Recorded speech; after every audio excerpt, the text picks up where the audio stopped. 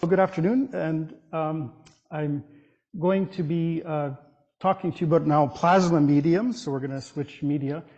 And the work I'm going to describe here is basically carried out, experimental work carried out at UCLA at the Basic Plasma Science facility. They just sent me, actually coincidentally yesterday, their new logo, so that was nice. I could incorporate it into the slides.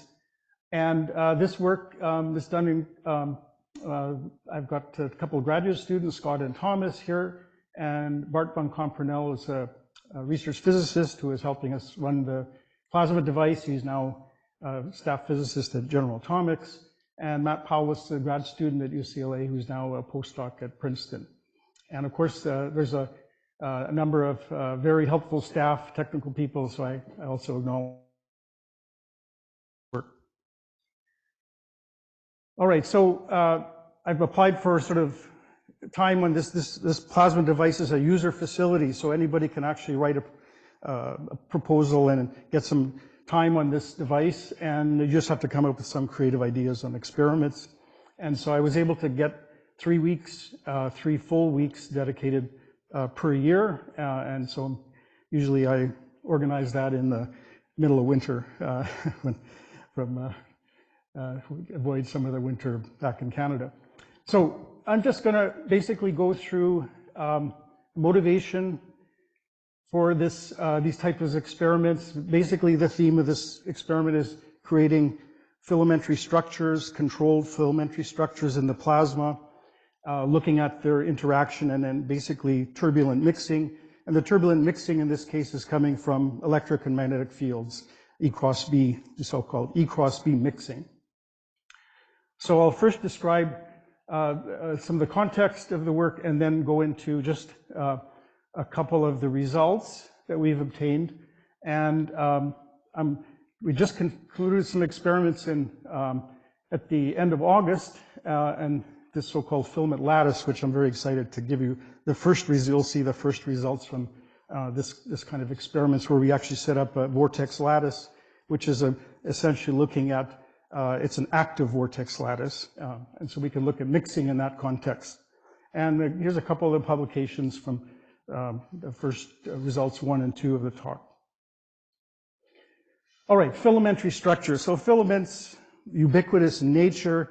One of the most dramatic cases of filamentary structures in natural plasma environment is if you go to the solar surface, the sun. You can see here large solar loops with a lot of complex structure, very dynamical. This is a beginning of a CME, coronal mass ejection, which basically this ball of plasma disconnects from this and fires toward interplanetary space. And so you can see here that magnetic field, this is like almost imaging magnetic fields and magnetic structures. And so filaments, very common, and if you go to larger scales, of course, you know, we know that astrophysically the filamentary structures are present. And the regime I'm kind of going to be looking at filamentary structures is more in a laboratory context. And so in most plasma devices, I would say, for magnetic confinement fusion applications, like for example, tokamak, stellarators, etc., different kinds of reverse field pinches, all these kind of devices see filamentary structures. And so the technology, diagnostic technology has really improved a lot. And so one of the key advances has been in what's called gas puff imaging with fast cameras. They can actually image filamentary structures that form in the plasma. These turn out to be a very important mechanism of transport. So you have to think of it that if you just, you know, make a plasma and you have some kind of gradients, you've got a hot core, cooler edge, you think that the plasma, the energy just diffuses out, you know, you can just write down a diffusion equation to describe that. Well, this challenges that paradigm that we have now transport that not only from the diffusive component, but there's also filamentary structures which can actually move radially outward, and these can carry significant amounts of energy and particles, etc. So transport physics is now looking more closely at these filamentary structures, which can contribute to 30–40% of the energy in particle transport. What is the typical size? So the typical size of these structures is about a few centimeters. So they're visible. They're visible. Visible. Yes. And I'll describe a little bit about how they're actually produced. But in a toroidal plasma, so this is a kind of a cartoon of a plasma and what a filamentary structure would look like. So this filamentary structure winds around toroidally, and it could be tens of meters long. Okay, and so the plasmas now have sort of a shape. They're on circular flux surfaces. They can tend to be a more elongated shape, for example. And these filaments, so here's like a single filament, a cartoon of that. And then from the gas puff imaging, they can see, so this dotted line here is the last closed flux surface here in this toroidal confinement device. And then those filaments they're born kind of toward in the edge region here, and then they just ballistically move out radially. And this is kind of a time sequence from Stu Zweben at Princeton. He's done this amazing work in imaging these and looking at the ballistic motion. So if you can see the progression there of these frames, you can now measure a velocity. They move out about 1 kilometer per second, so quite significant. And these blobs, they're called blob filament because they're very localized in a few centimeters in scale, but they're also very elongated along the magnetic field. That's why we call them blob filaments. We use this hybrid terminology. And so these things are very dangerous in terms of a large tokamak device, which, these blobs will basically intermittently are ejected from the core or toward the edge region of the plasma, and then these can impact the walls, for example, and they could do significant erosion. So this is a very important phenomena to study. Actually, you go back to 2012 in Japan. There was an experiment called QUEST in Kyushu University, and they also did some very nice imaging work of these filamentary structures. They changed the ratio of the vertical field to the toroidal field, and they could vary they could see different numbers forming here, but you can see how these things are winding around the torus, and they can be as tens of meters in length.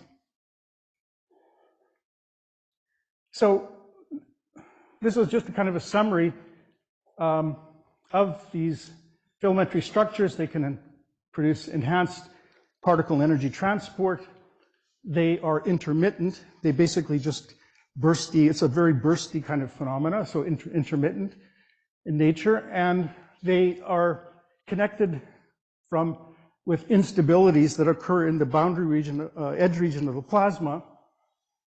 And that's not so well understood how they actually are born and created, but it is understood, well understood, I think now, why they actually move outward. And this was explained by Sergei Krashenikov, professor at the University of California, San Diego. So what he conjectured is that these filaments, which are essentially enhanced regions of density or also enhanced region of temperature, so these sort of blob-like structures, you can understand them through some of the dynamics if you use what's called the drift model for a plasma. So for those of you who are not sort of familiar with how charged particle motion can be described, so we use typically Newton-Lorentz force equation to describe gyrating particles around field lines. But if you take the center of that circle and use the fact that for a strongly magnetized case, magnetic moment is conserved, you can then take the center of that circle, that's called the guiding center, and then you can just look at the drift motion of that guiding center. It simplifies the dynamics. This is called drift kinetics. So that guiding center is motion is controlled by the local electric and magnetic field. And you can get the velocity of that guiding center by just taking the E cross B, the local electric field crossed into the magnetic field, say the confining field. That's the lowest order drift. Then there's corrections to that drift when you have a non-uniform magnetic field. If the magnetic field has gradients in it, there's a next order term is this curvature drift. And there's another drift called from the curvature of the magnetic field that induces also a drift. But the point is that this E cross B drift is interesting because there's no charge, no sign of the charge. That means electrons and ions will actually move together. But if you look at the next order drifts, they depend on the charge. And so in a toroidal plasma, this term actually causes electrons to drift down and ions to drift up. So you get a little bit of a polarization electric field in that filament blob.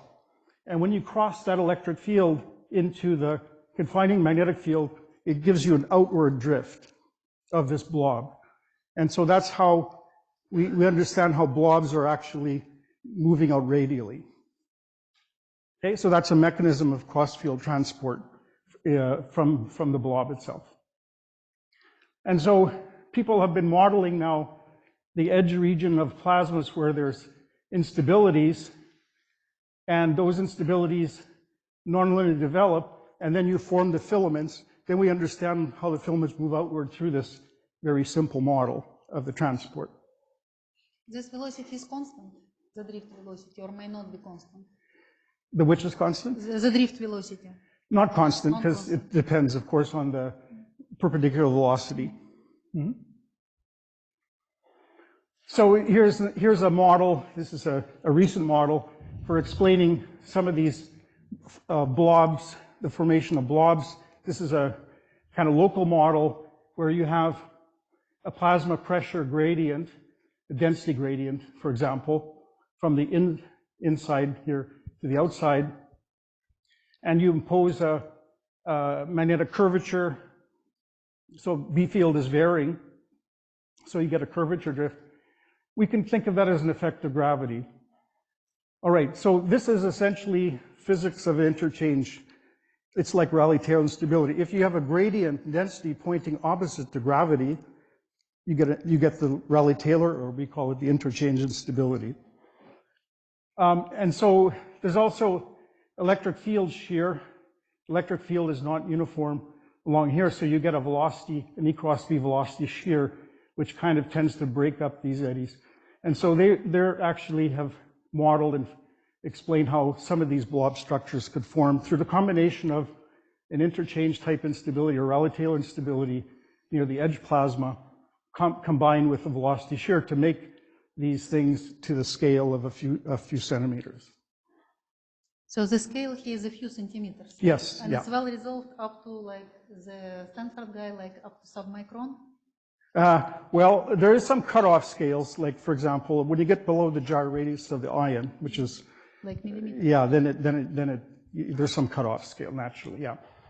So the other instability, and this is important in the work I'm going to explain to you, is so there's these interchange instabilities which are coming from curved magnetic gradients or effect of gravity and gradients in density, temperature, pressure. The other is a instability called drift wave.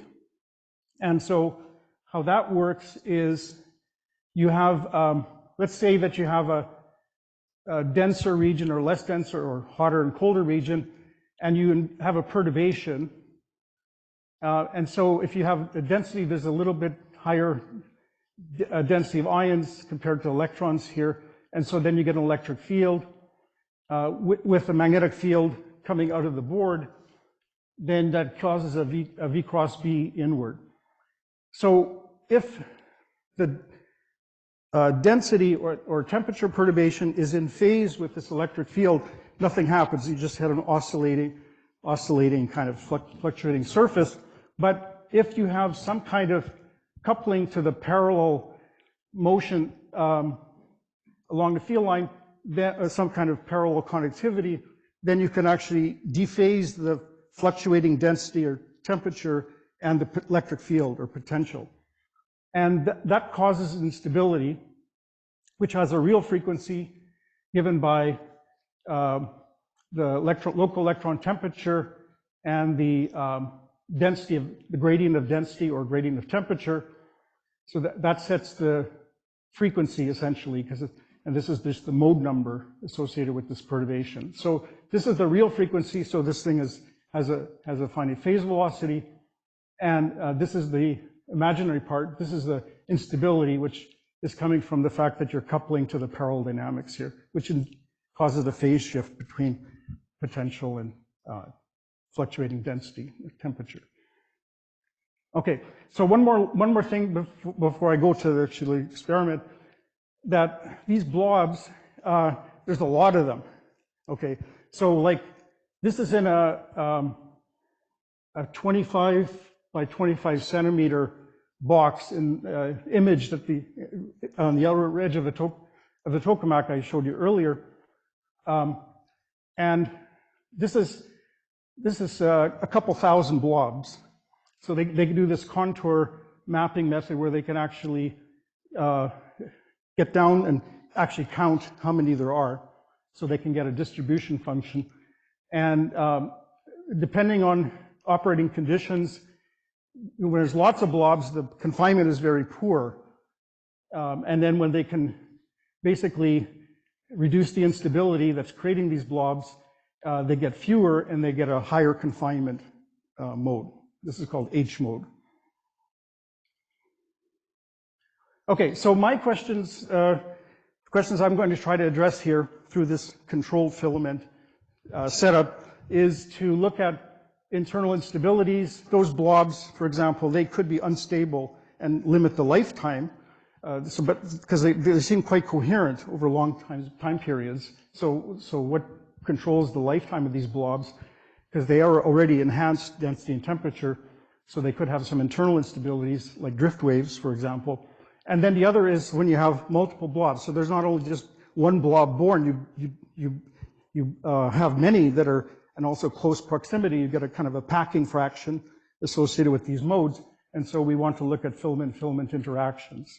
So we go to the UCLA device, which is one of the largest plasma devices in the world. It's a linear plasma device.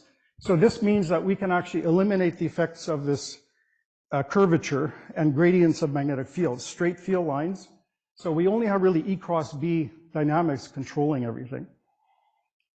So this device is like 18 meters long. The plasma is typically like 60 centimeters in diameter. And we use a cathode, a thermionic emitter. Typically, we're using a ceramic hexaboride cathode, which has a low work function. So we bias that cathode to an anode further down the machine, and this creates a nice electron beam, low energy electron beam. And so that beam, the mean free path of those electrons that are boiling off of this cathode typically are only 10 to 15 centimeters. So everything thermalizes in a short distance. And because the parallel thermal conductivity compared to the cross field is about 1 million, it's 1 million times higher than the cross field, we get this nice elongated filamentary structure. And we do this, launch it into a plasma, background plasma, which is 1/4 of an electron volt, and we get an elevated temperature filament here. And we can control the length of this filament by the bias voltage, so we can actually make this filament go all the way to the end and have a different boundary condition, but we typically look at a 10-meter long filament, which is terminated in the plasma. And there's a 1 kilogauss magnetic field that's uniform in this example. So we do this also in the so-called afterglow phase, so the main discharge, it's a big cathode. It's like now they have a lanthanum hexaboride cathode, big cathode, which is the one that produces the main plasma, and it produces a plasma every couple seconds. So to make the filaments, now we want to make not just one filament, we want to make a few filaments. So what we do is we take these small cathodes and mount them on probe, and we stick them into the plasma, and then we can vary the distance between these cathodes. And at this point, we study 3. And here's an example of a cross field plane. And so at one plane, one port, we do a measurement of the ion saturation current, which is essentially a combination of electron density and electron temperature. I'll explain in a second. But basically, this is if we have one cathode running. So we have a nice heat source, the Gaussian liking heat source. Here we have 2 filaments on, and here we have this 3-filament pattern. And then we can vary the separation. These have drift instabilities on each one, and they interact. And so here's an example. If the filaments are well separated, we get modes. These are called these drift wave modes forming on each filament. They're low mode numbers, like mode 2 and 1, 2. And then if we put them close together, we basically kind of get a blob of elevated temperature where these filaments are interacting. It's a non-symmetric mode or structure. And this is the perturbed ion saturation current. Now, ion saturation current, if we look at the fluctuating part, so ion saturation current is basically a current collected at a probe, depends on electron density and temperature. So when you look at the perturbed quantity, it's a mixture of density and temperature perturbation. But in these experiments, everything is mostly coming from the perturbed temperature. The density fluctuations are very small. So these are heat sources. These are like candles, like putting candles into the plasma, right, and seeing how they interact. Change in temperature? Yes, yeah. 2-fold to 3-fold, right? Mm-hmm. So here we see here the single filament. These are the profiles of, this is kind of proof that it's mostly temperature. This is the temperature profile, most sort of Gaussian-like. And then this is the density profile. It's much flatter. But when we put the filaments close together, the density is almost mixed. The density mixes very rapidly. It's almost totally flat. And then we get this almost a little bit rise temperature and falling a bit broader as well. So this is the proof that we're looking mostly at temperature fluctuations. So we're looking at energy transport mostly in this setup. So yeah, so essentially we have these 3 filaments. They have internal instability, these drift waves driven by the temperature gradient predominantly, and now where they're interacting and mixing. And so here's a simulation of this with using the Brzezinski transport model, which is a continuity equation, momentum equation, and a temperature equation. Here we have to put in the anisotropic conductivity. And so here's sort of a mixture. So the modes are, you can see when they're close enough, they're mixing the temperature here. And we see that, yeah, so we have a lot of like stochastic E cross B dynamics here of the charged particles. And nu there is a kinematic viscosity, right? Yeah, this viscosity is coming from ion-neutral collisions. That's what this, you can see here, this expression for this is the product of the neutral density times the cross-section of ion-neutral. This is a helium plasma, and so we have some neutrals, small amount of neutrals. Right, there's also shear effects, so these things are spinning, and there's a shear E cross B shear, so there's a non-uniform potential across there, so that causes some E cross B shearing, and that impacts the transport as well. And this, these temperature, these filaments, it's very non-uniform. So at some axial distance from the source, so this is it's a few 256 centimeters from the source, you see here that they're not fully merged, but if you go down to like 5 meters, they're merged. So we get this very non-uniform merged and unmerged filamentary structure along here. So it's definitely a 3-dimensional effect. And there's the modes. I'll kind of go over this a little. I'll just go right to this. For example, this is the modes, the mode structure. So we have these perturbations which are basically maximized where you have the steepest temperature gradient. So at this distance from the source, the modes that are causing the transport are peaked more or less where the gradient is maximum. And then further down, the profile looks like this, and so the modes are still peaked around the maximum gradient. So this tells you that these modes that we're studying are driven primarily by the gradients. And just to kind of get toward the end of my talk here, this is now looking at fluctuation, probability distributions. So at different radii, we look at the fluctuations. And where the gradients are maximum, we tend to see these fluctuation bursts. And if you take the PDF of this signal, right, you bin this, and then you see then we have basically non-Gaussian features indicating there's intermittency. So basically, there are kind of like blob-like structures that are emitted from this bundle of filaments that are merged together. And so what I'll do is I'll show you, so this is just one of those pulses. And we actually were able to cross-correlate this with another probe and do this conditional average, so we could actually track a blob being emitted from this kind of merged region of the filaments. So this is a kind of tracking a blob. Maybe the movie is more informative here. So this is just one blob. You'll see it kind of being emitted. So there's a blob being emitted here. So there's many of these blobs get emitted. So even at this kind of small scale, this is small scale intermittency.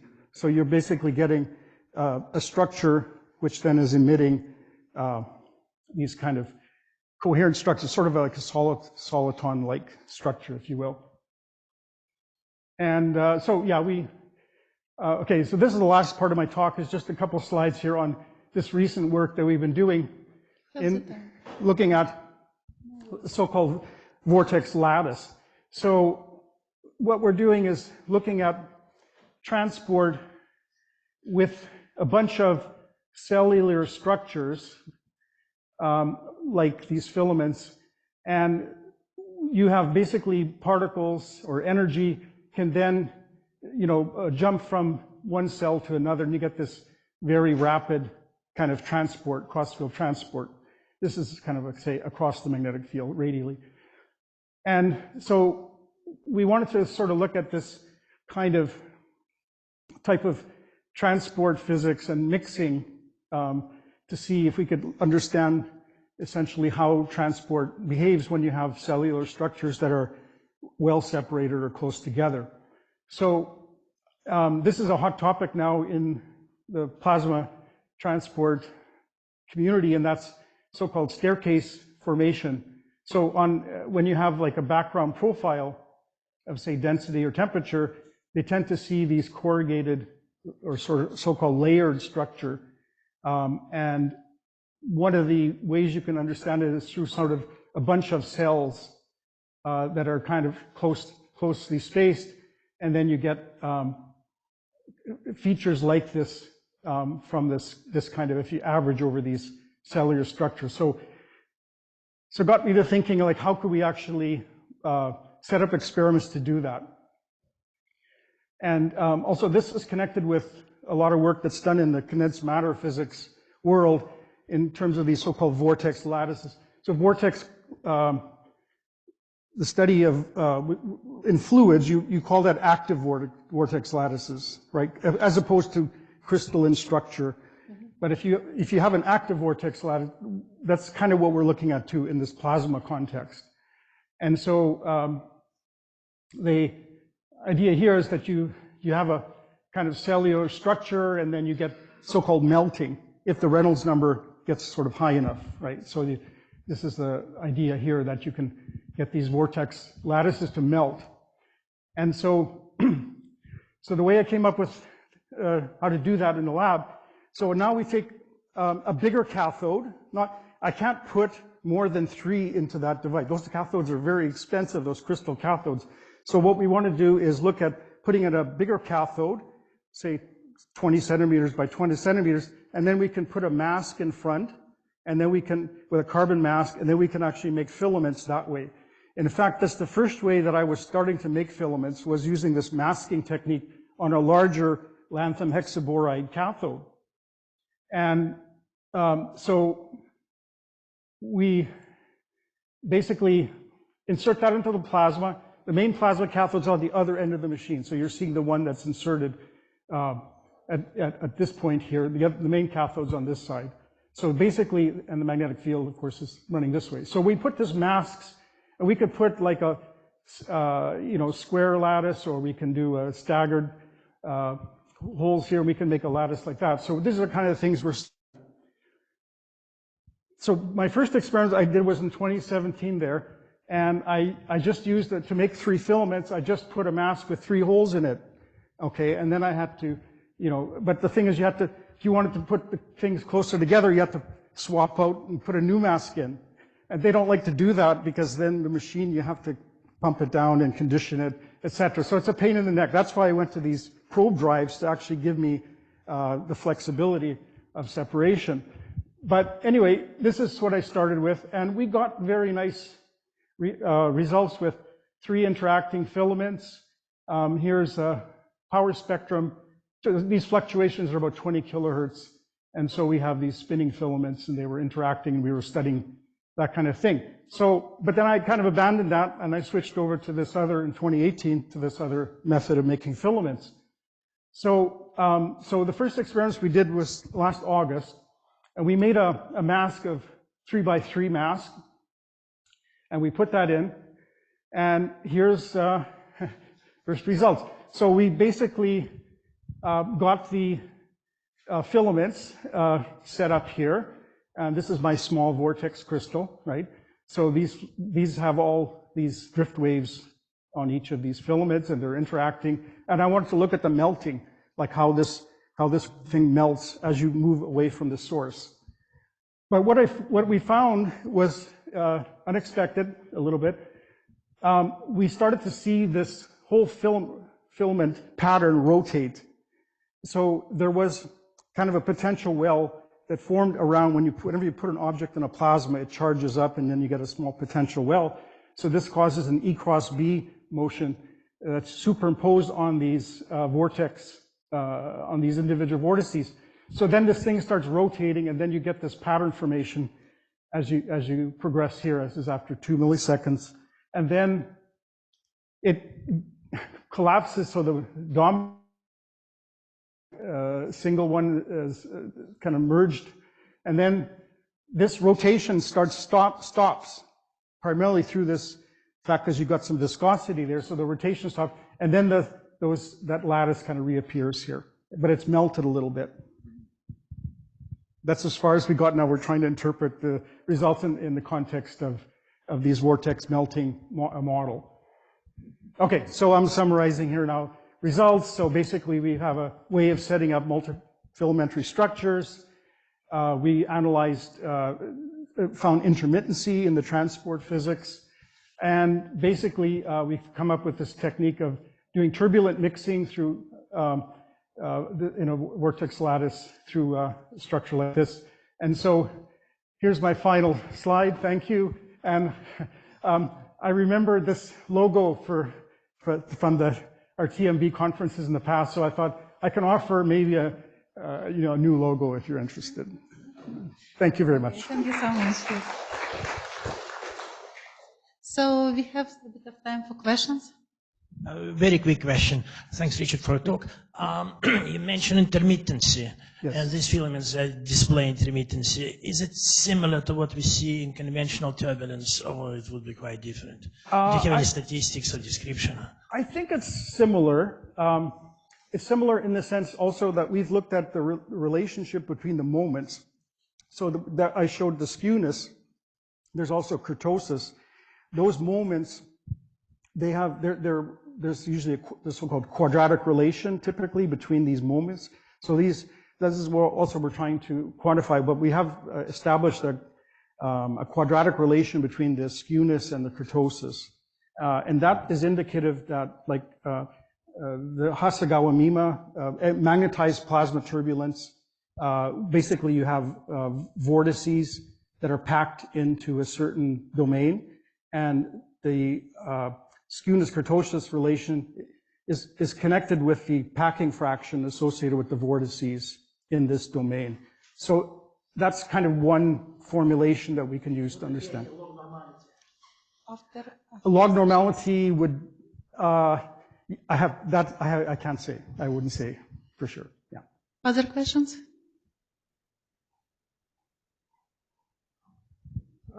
How big are these vortices compared to the iron Larmor radii? Good question. The holes that we were using in that 3 by 3 lattice, they were 5 iron Larmor radii. We want to actually increase that because you want to get a hole representing many Larmor radii if you want to really study the regime where you can connect to a fluid-like model. Yeah, but there are 5 in this case. Other questions? So I have questions, but we may discuss it later on. So I suggest to applaud our speaker because we don't have so much time before the next session. So please proceed to the tea room and take your tea and coffee. And I hope please come back refreshed. Thank you so much. Okay, thank you.